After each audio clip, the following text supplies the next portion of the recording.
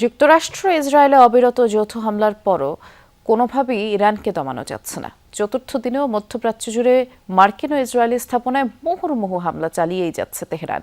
রীতিমতো নাস্তানাবুদ অঞ্চলটির মার্কিন মিত্ররা। ইরানি হামলায় ক্ষতিগ্রস্ত রিয়াদের মার্কিন দূতাবাস বন্ধ ঘোষণা করা হয়েছে সকল কনসিউলার সেবা।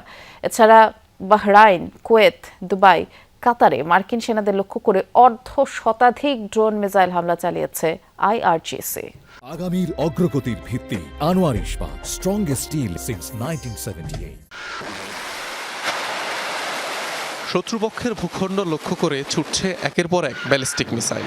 অপারেশন ফতেহ খাইবারের চতুর্থ দিনে ইসরায়েল ও মধ্যপ্রাচ্যের মার্কিন ঘাঁটি লক্ষ্য করে কদর ও এমাদের মতো লিকুইড ফুয়েলড ক্ষেপণাস্ত্র হামলা চালায় ইরান।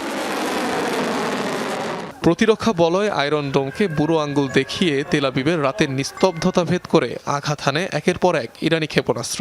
রাজধানী ছাড়াও বন্দরনগরী হাইফা ও জেরুজালেমের কিছু অংশে লক্ষ্যভেদ করে ক্ষেপণাস্ত্রগুলো।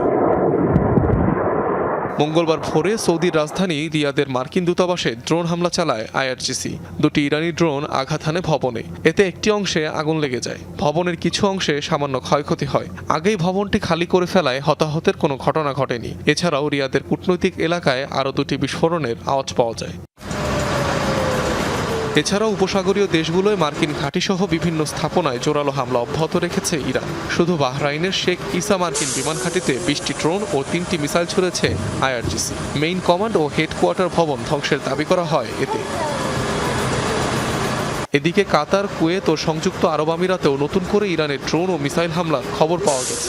মঙ্গলবার সকালে একাধিক বিস্ফোরণ হয়েছে কাতারের রাজধানী দোহায়।